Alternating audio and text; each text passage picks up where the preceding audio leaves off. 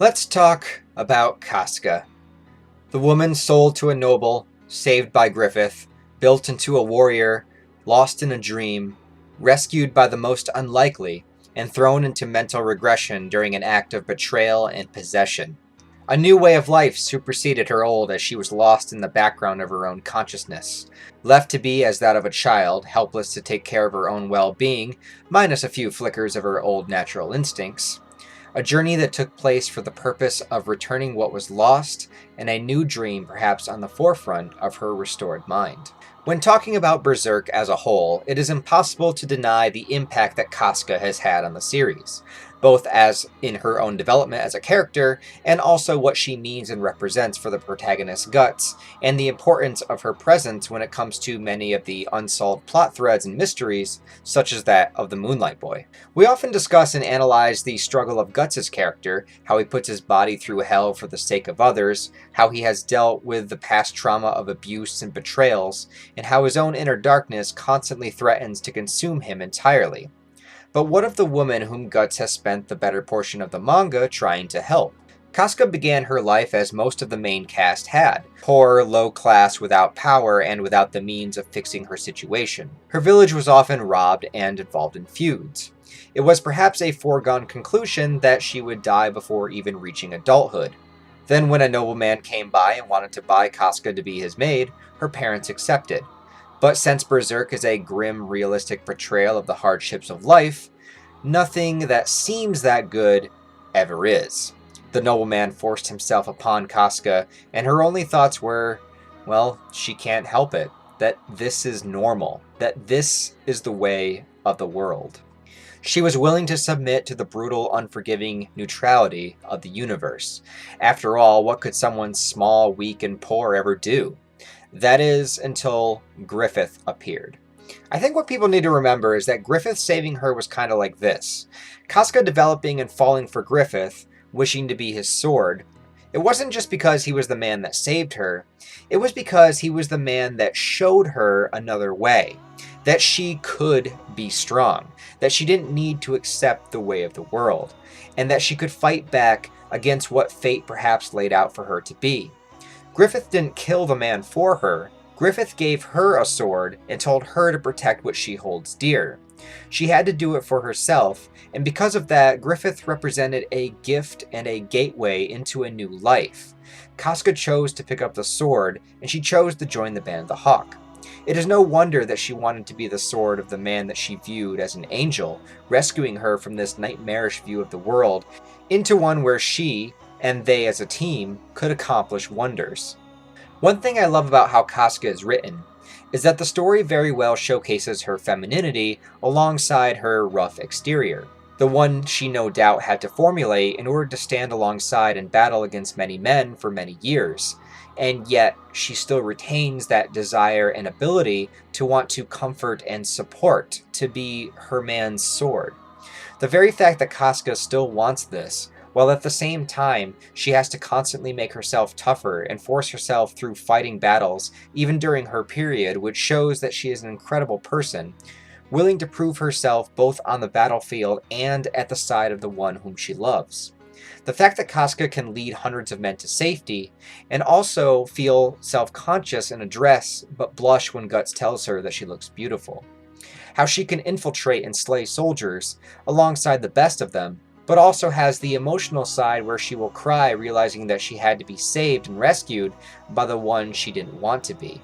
She continues to have the emotional feminine side along with the logical masculine one, which I think is a beautiful aspect of her character, and in another author's hands she would probably just wind up being too tough to show that she's a fighter, and that would negate the more nurturing feminine that she has within her. Many times I feel writers, specifically in movies nowadays, have forgotten that they can make and write badass female characters without having to remove their femininity to do so. In Casca, she can slay soldiers and would also make a wonderful mother. She is within this zone where she retains her femininity while also being a badass soldier, and in this zone, both make total sense to her character, and neither of them feels forced. Basically what I'm saying is she is very well-rounded and three-dimensional. There are many layers to who she is as a person, as opposed to just being a caricature of a person. And this all culminates in my favorite Berserk chapters, Wounds Part 1 and Part 2. And I already made an in-depth video about those chapters alone. I will link it down in the description of this video if you want to check it out. But just to quickly comment on it, when it comes to Casca's side of the situation in these chapters, she is one dealing with the decision to find love within her relationship with Guts at the expense of letting go of her dream to be with Griffith. And this is a huge change for her, and because of that, she is scared that if she does take this plunge, if she goes all the way with Guts, it will invalidate whom she was before and what she spent a large portion of her life trying to achieve. An ever-present theme in Berserk is love that we feel for someone else stronger than our own personal dream and desires? But falling for Guts doesn't mean that she ceases to be who she was, because it's all part of her. The purpose of the chapter's title, Wounds, just like the sword gashes you get from each battle, each person you encounter that has a strong presence in your life leaves a mark on you and shapes you into who you are to become. Casca being self-conscious of the literal scars on her body, the ones that perhaps seem to negate her femininity, since somebody like a Princess Charlotte would be soft and without those scars, it symbolizes the scars left on her by Griffith and her life in the Band of the Hawk as a whole. Do new scars invalidate the old ones? And the answer is no, they do not. Each physical scar on her body tells a story, just as the scars from Griffith did and the new scars from Guts will.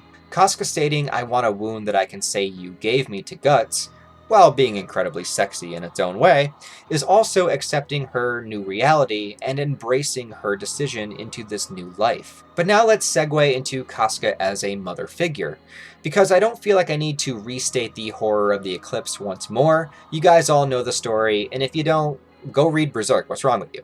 It's not hard to grasp how, after understanding Casca's upbringing, her hardship to show her strength among her colleagues, and her newly found acceptance to her feelings for Guts, that this would lead her to the outcome that she found herself in after the traumatizing events of the eclipse, after the man she idolized for so long violated her body like a piece of property in front of the man that she loved, and how that, along with all the hellish imagery and demonic events therein, caused her to regress into a childlike state, to where she can't even clean herself or feed herself without somebody else's help. But the small, shimmering light in this darkness was the birth of her child, and what it has caused within her and for the future of Berserk's story. The demon child, it is perhaps the biggest wild card in the entire Berserk series, even more so than the Bailet being carried by Guts, because the boy is a creation of Guts, Casca, and Griffith, our, if you want to call it this, original three main characters. The child being conceived by Guts and Casca and then tainted by Griffith due to his actions at the eclipse, resulting in a creature that seems to have a wisdom and understanding of the world around it far beyond its years, and has actively kept tabs on its parents since its arrival. Casca, despite her brand bleeding as a reaction to its demonic side, is still drawn to it. And for Casca, especially in this feral state, I think it's actually kind of a beautiful thing, that in this regressed state of mind she is acting on the most primal functions of life, and what is more primal than a mother wanting to care for and protect its young? Yes, Casca was regressed for well over half the story, and in our real-time world, about 20 years. And many say that Casca just became a plot device, only there to get in trouble or for Guts to save, or to be motivation for Guts. And there is some merit to these statements. But the thing is, losing Casca as a character for this time, psychologically speaking at least, shows the impact that she has on the people and the world around her. For Guts, Casca is the most important person in the world, someone he is willing to put before himself, to sacrifice not other people for his goals, but to sacrifice himself for other people. And that's the most bare-bone difference between Guts and Griffith that I could give you. And it's not like Guts is some superhero about it. Protecting Casca while she is in this state is hard. It's uncomfortable, and it weighs on him heavily. And he's made some serious mistakes along the way. Specifically, the one of momentarily forcing himself on her. Him acting out of frustration, fatigue, anger, and all the darkness within him It was unleashed in this moment, and it's something that he regrets and haunts him to this day, and at the point of making this video, has not yet really been addressed by the newly healed Casca. We wonder, is it something that she even can forgive? And for Guts, it forced him to take a look into a part of himself that he refuses to face. That deep down, maybe if Casca wasn't here, he could embrace that darkness fully, and things would be a lot easier. Casca also provided an outlet for Farnese, someone to care for and protect, as Farnese had spent most of her life compressed within a strict doctrine and receiving value from others through subjugation of others. But here within this new group, she finds value in protecting, in being a healer, a caretaker, and a strongly skilled magician. The connection she grows with Casca is an unspoken emotional one, and they are able to be like sisters without even speaking or communicating on that extra level. And with the boy, we should mention the classic quote by our friend the Skull Knight, "Your wish may not be her wish." And what is Casca's wish? Does Casca have a desire for revenge against Griffith? To see some sense of justice done for the slaughter of the Band of the Hawk? Casca certainly must come to terms with everything that has happened to her, and to do this she must once again see her child, the now Moonlight Boy, whom is most likely sharing a body with the incarnated Griffith. If killing Griffith also meant killing her child, it is likely that Casca would refuse this as an option.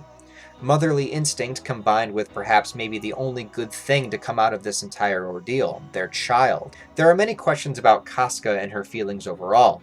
How deeply does she actually remember the eclipse? What does she feel about Griffith now? What does she think of the incident with Guts? And what does she want? A happily ever after on Elfhelm living with Guts would be nice, but it seems the least likely of options.